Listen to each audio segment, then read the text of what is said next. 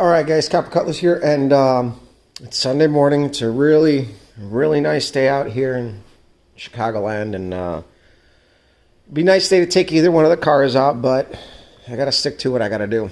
And the goal is to get this engine done in the next week or two, so I have to really get on it. I have almost everything, with the exception of a couple of things, which I'm going to work on, but mainly being rocker arms and rocker arms. I have the guide plates and everything. I just need the rocker arms. So I actually have, I mentioned it before, the rocker arms for this engine are actually in the olds. He let me have them after doing the rear end on his 79 C10 that he used to have. This engine's for a really, really good old friend of mine. We've known each other since second grade. And when I did the rear end on his truck, he gave me the rocker arms, and I've been running them ever since. They worked out really good. They're PRW units. I tell people they will work. And they're Ford units. But since I'm not taking the car apart, I got to get rocker arms for it. I got to make something work. So I'm gonna get probably the PRWs and put them in there, run them on there. But today the goal is to pretty much get much of the rotating assembly together. You know, we got all the proper stuff for the bottom end now, and we got, I just got to put the pistons back together, measure out all of the ring gaps. I have to set them up so that I keep track of everything, and then put it together. So really, we're pretty much good to go here. We know that our rod clearances are pretty good. I know that the piston to bore is pretty good, so we're going to be good to rock here pretty soon. So I do have to clean the cylinder bores. They acquired just a very, very light surface rust. I have to clean them up. That's nothing major. A little scuff pad and some PB Blaster, good as new. And set the crank in there and everything else. So I think once a short block is done, throughout the week I have to degree the cam, set the end play. That's going to take me a little bit of work, but then hopefully, like, towards the end of the week, I can actually put it together. I know I've talked about this build for a little bit, but with the holidays and everything going on, it slowed me down, and then we had that issue with the bearing clearances, and just one of those things where, you know, you get busy, and that's life. But this isn't like a, you know, burning in the fire iron here, but I want to get it done. My buddy wants to get it done. I know he would probably appreciate getting rid of it and getting a little bit of money.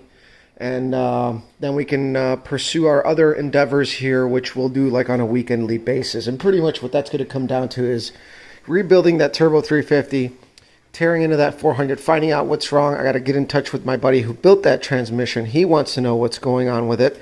And so I'm going to have to diagnose this transmission and figure out what's wrong with it. That is the transmission room project and run.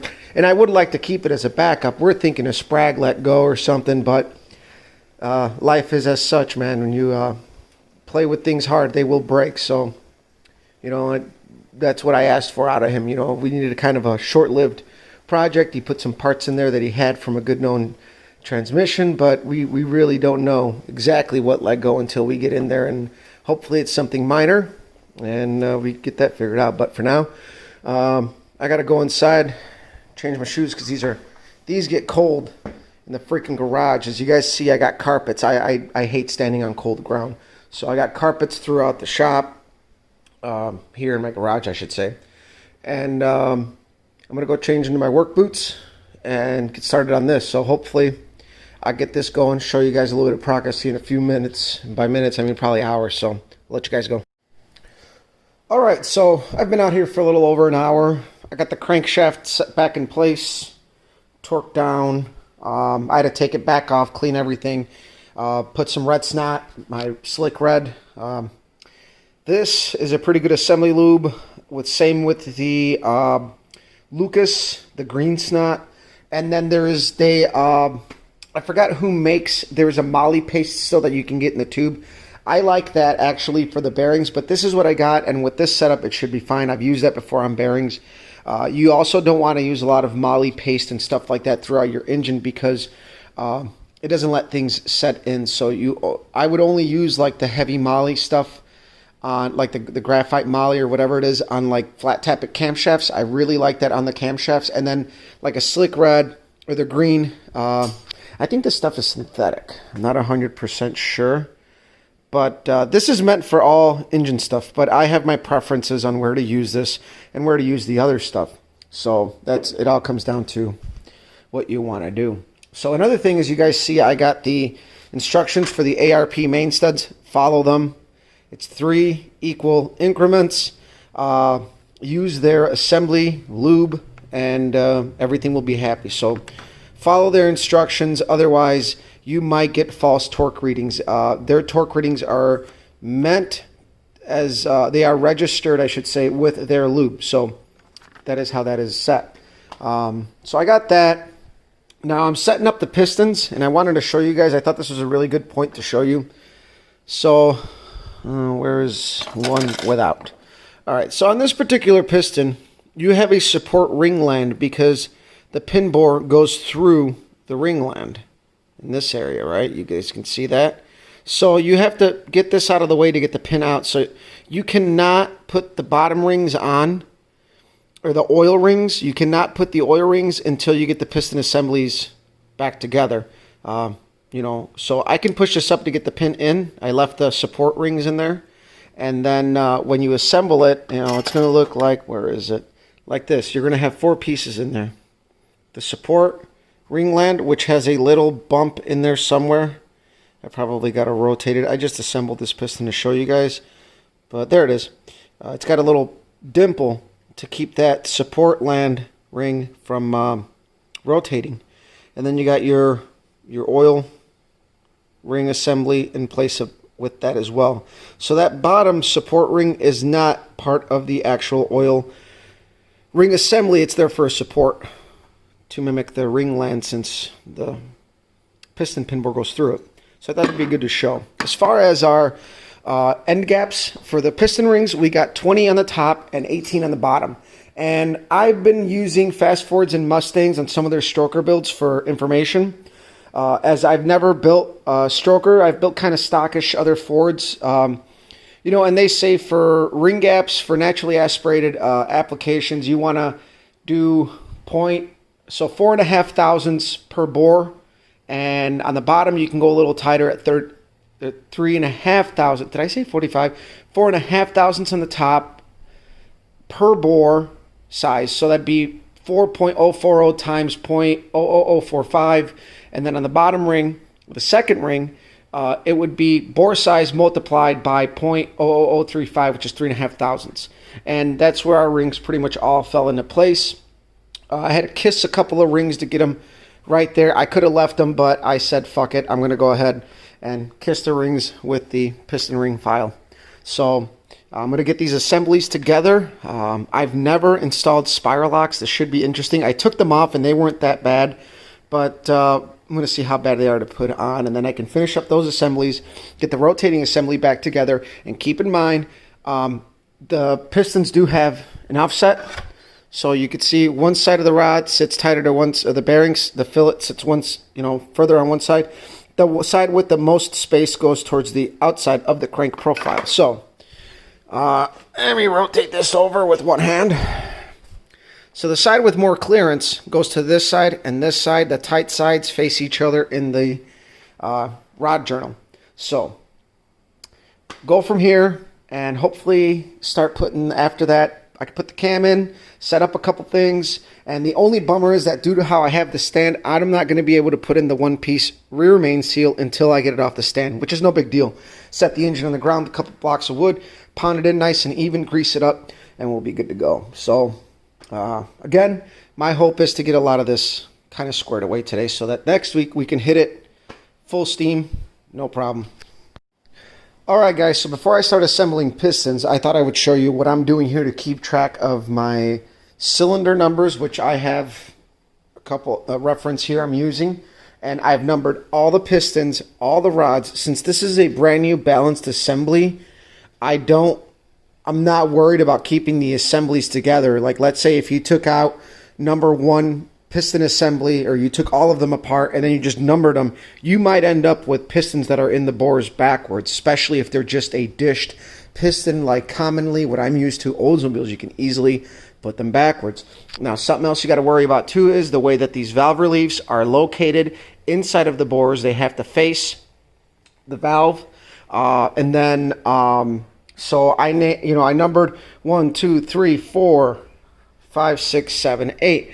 I am GM centric, so I have to number these things to keep track of it, because I go right back to what I'm used to. I am so used to GMs. I'm not really a Ford guy, that I really have to keep that until it's completely in my head. Now, another thing too I had to look up just right now is the firing order. The camshaft we have is using the 351 Windsor, Cleveland, and HO firing order. I had to look up that part number and look up in the notes, and this is the firing order we are using. So there is 2 different firing orders, I believe, with the small block Fords, as far as I can tell on here at least. And but now I can get going. I just wanted to show you guys that that's my prep. I'm numbering the cylinders, I'm numbering my pistons, I'm numbering my rods. I'm going to assemble and drop them in one by one per their bore. So what I'm going to do is I'm going to assemble number 1, drop it in. Then I'm going to do number 5 and drop it in, so that I can keep that relationship between the rods proper. The offsets will be correct within the bearing shells, versus going 1, 2, 3, 4, 5, 6, 7, 8. That way I can keep everything in order and not screw myself up, because everything has to be put in just right between the valve reliefs and the rod assemblies themselves. So let you guys go. Alright guys, so I got most of the rotating assembly together. I didn't break, I chipped a piston ring. If I can find it, I'll show you guys. It's not happy. So, my ring installer shifted a little bit, and it popped out the second ring just enough to catch the corner. And when I was tapping it in, I should have known better. I thought it needed a little love tap, and I felt it wasn't right. I took it back apart, and lo and behold, that ring broke the edge off. So I got to order an individual set, which you can get for like 20 bucks, 30 bucks or something like that. Not a big deal. It rotates nice. Nothing is binding up. So from here, I'm going to install the cam, degree it, and then we got to check the end plate with the gasket in place, because you got to remember your gasket's going to take up some of that. It's going to add a little bit. So you do want to kind of at least kind of tack your timing cover gasket in place when you do that, because you have to check the, actually no, this isn't like an Oldsmobile, I take that back. This has the retaining plate. So you got to check it with the retaining plate, make sure your end plate, I want to say it's like between 4 to 8 thou or something on Fords. It's been a while, I got to check. But so my biggest gripe is, since in the past my buddy had problems where he installed the rods in the wrong spot, and it seizes up instantly. You never be able to fire it up. So I don't have a balancer bolt. I got to buy one. So what I did was, you can get the balancer on the Woodruff key, and 2 bolts on the balancer for where the pulley would go. I grabbed it the wrong way. You can rotate it, so that way you're not dead in the water after you torque it, because as you torque your rod caps, rotate it, check it, because if stuff starts binding up, you're not going to know where to look. So, I torque one, rotate it, torque the other, rotate it, torque another one, rotate it. So that's usually how I, run my course there. So I think from here, tonight I'm going to order the parts that I need, and probably won't see them until the middle of the week, but it gives us time to degree the camshaft, set up the heads with the studs, the guide plates. I technically could put 1 cylinder head on.